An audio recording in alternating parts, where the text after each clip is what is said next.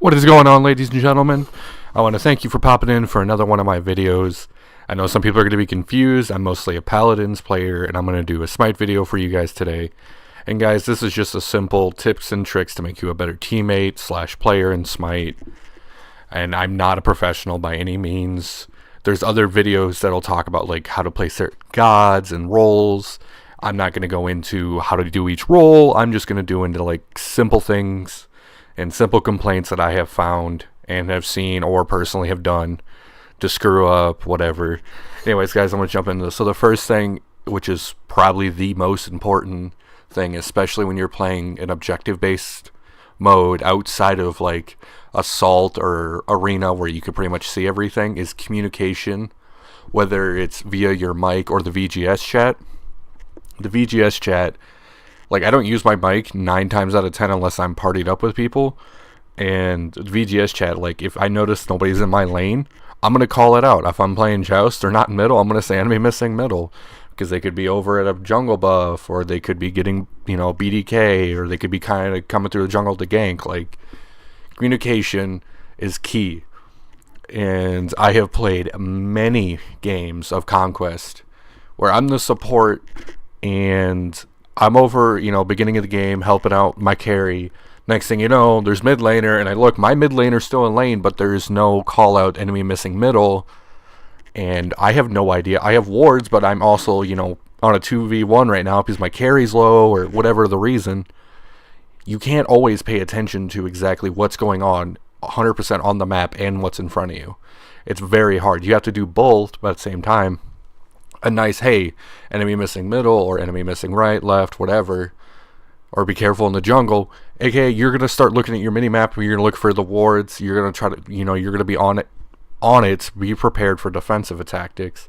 So that's why communication's a huge factor in team-based games like this. And another one of my biggest complaints, and it just bothers me so much, is people who auto-lock. What I mean by auto-lock, not where you just select the god and it pops up, so people can see, hey, I'm going to play, example, Cupid. Don't play Cupid. But that's just my personal thing.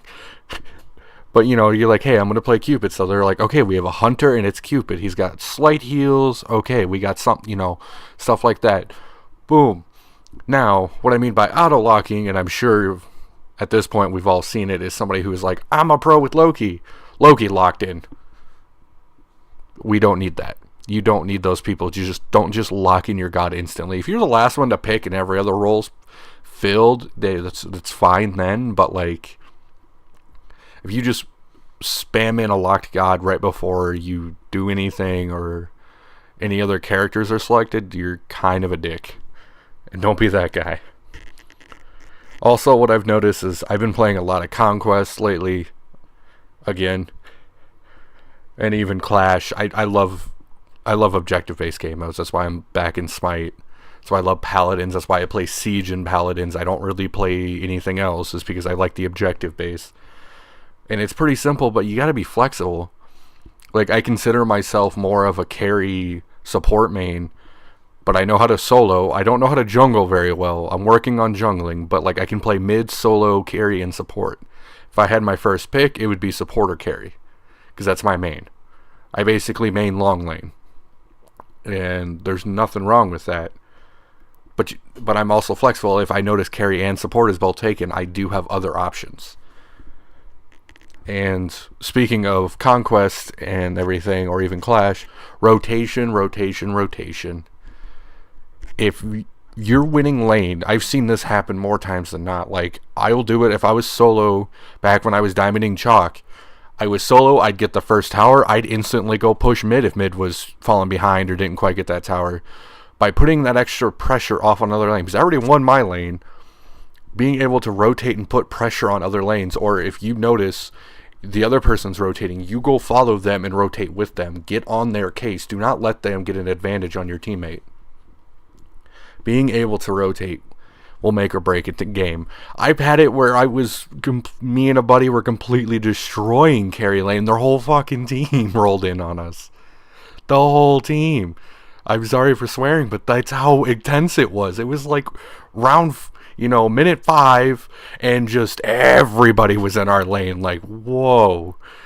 And I mean, yeah, we died. We got horribly wrecked, but our team came and cleaned it up, like our team eventually came over, but it was just like everybody rotated and they got 2 easy kills on us because we weren't expecting that rotation. And being able to rotate like that and take 2 people by surprise will completely destroy it, and that gives you a huge advantage.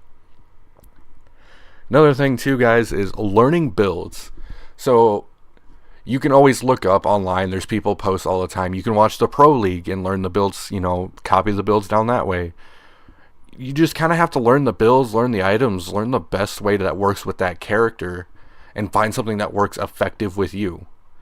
Because not everything that somebody's going to build is going to be 100% what you need. Maybe, there's a couple things where, like, Hachiman, for example, or Neath, I don't run crits on them at all. I run pure power and attack speed. I'm also known as a split pusher, especially with Neath and Hachiman, because I'll just shred towers and phoenixes.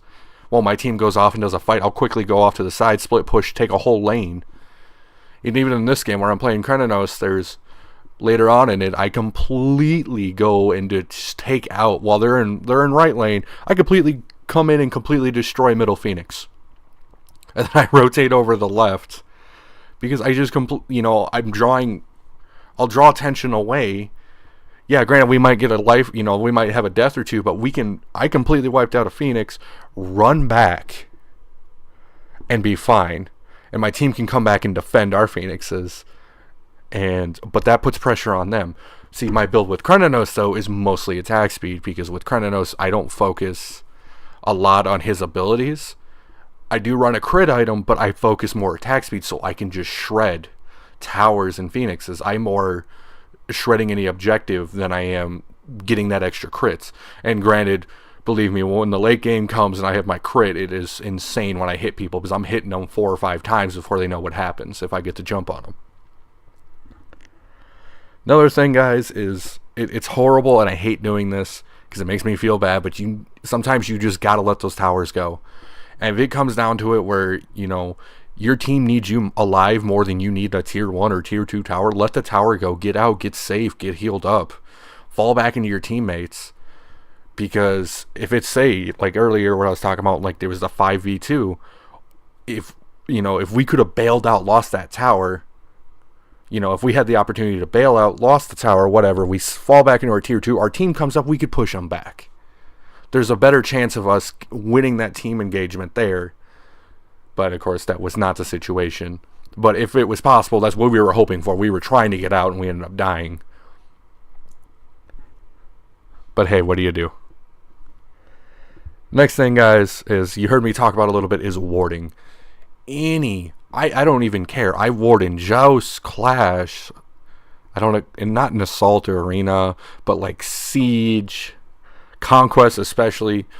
Vision wins games. If you can see where your enemy's coming from, you can counter that. If I notice that the enemy jungler is coming for us, we can back up to our tower so that enemy, jungler coming in, oh, hey, they're already at tower. There kind of goes my surprise. And then my jungle or whoever can come in and rotate and help us push. And if they are not warding, they're not going to see my team coming in for the counterattack. And that's how you do it. You just need to have vision.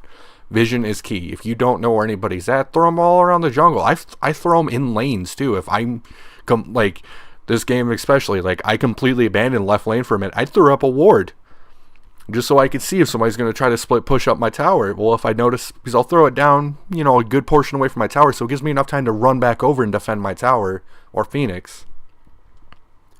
Having that extra vision is so useful, and everybody can see it and needs to happen. Another thing, guys, is to be a better teammate and a better Smite player in general. It's just practice. I mean, I'm still learning gods. I took a while break. I mean, I'm talking a good year and a half break from Smite. And just learning new gods is really helping me, Like, I've recently have fallen in love with Ardeo and Cerberus. I love those gods. Am I the best with them? No, I am garbage. I have really good games with Ardeo, and then I have some really bad games because I'm still making really bad mistakes with her. And everything like that. But just practice, man. I mean, I was a better Ardeo today than I was yesterday. So practice is key. Like, people ask me all the time too, because like I'll jump on Neith, and Neith is probably my main damager, and people are like, how'd you get so good with Neith? And I'm like, I played the crap out of Neith. I learned the ins and outs of that character. How can I hold my own which as Chalk with 2 people in my lane? Is because I've learned the ins and outs of Chalk. I know his abilities, I know how much damage they're supposed to do, everything like that. Practice is key. Plus, the more you play, the better you get. Plus, also at the same time, you'll start to learn all the other characters. So you know what's good for your character and what's not. Another thing that I learned really hard not to do, even though I want to all the time, is sending hate mail, and then or analyzing yourself and analyze what the loss can teach you. When you get a win, it feels awesome. You're like, hell yeah, I did great, we did good. Even if it was a hard game, you're like, man, that was a tough game. Look back at that and be like, what mistakes did I make? What can I fix next time? What can I do better to make myself a better player? How do you think the pros do it? They'll sit there and watch scrims of themselves and be like, see, we made that mistake there, there, and there. And then they try to not do the same mistakes again. It's just same as life. You screw up, just keep going. Figure out where you made the mistake, fix it, continue on. Smite's no different. Any game you play competitively is no different. You just got to keep analyzing and learning. When I say don't send hate mail, somebody had a rough game. I get those all the time where I could be just having a bad game. Don't send them like, you suck, uninstall. You're just making yourself look like an asshole. Don't do that. Alright? If it's like, hey man, I've seen people screw up all the time with Khepri, and Khepri's my main support, and I'd be like, hey, here's a couple of pointers I've learned with Khepri. And they're like, hey, thanks for not being a jerk. And I'm like, yeah, no problem. Or anything like that. You just kind of be positive. Help point out with these new players or people who are new to the god. That makes it better for everybody. It makes the community better. I know this ain't gonna affect most people because, come on, MOBAs have an extremely toxic play environment. But you know what? Don't be that person. Don't add to it. Be that person that helps. Keep these new players in, because you never know. These new players might be end up being good friends of yours, and you two might actually go somewhere with this game. And the last point I really want to hit on is teamwork. I know I've said teamwork so much in this, but teamwork really does make the dream work. You want that W? Work together. Helping out your team, using everything that I've even done. There's still way more things I could talk about and ramble on forever about to be better at this game. But the biggest one, teamwork. Be a team player. I am a support main for most of my career, and I have learned, you basically, as a support, you just throw yourself in the mud pit and be like, here, step on my face, don't get your feet muddy. Because that's what you're doing. You're there for the team. You're not there for the selfish kills. Yeah, you get some kills. I make the joke all the time that, like, I'll get kills as Gavin Khepri.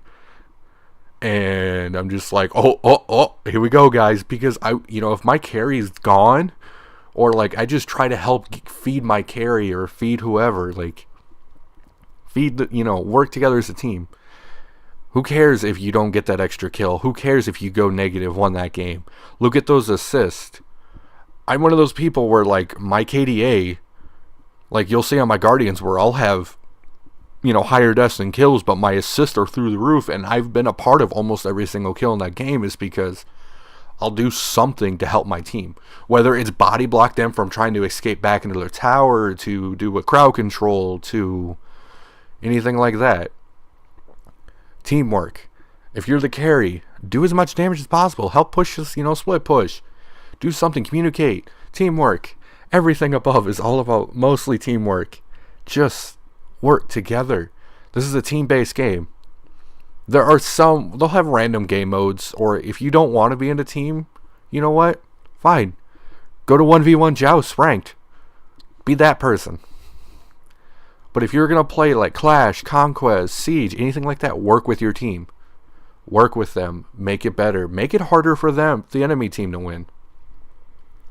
Anyways, guys, I want to thank you for listening to me ramble and rant for 15 odd minutes now about Smite and some things that can help you be better. Yeah. Anyways, guys, thanks so much for watching. As you can tell, I'm getting a little tongue-tied here at the end. I appreciate you. If you're new, please subscribe. I really appreciate every new subscriber. You all mean the world to me. Anybody who likes my videos, shares it with your friends, help me grow. I do this for fun, guys. And I really enjoy talking, having communications and comments, even playing games with people.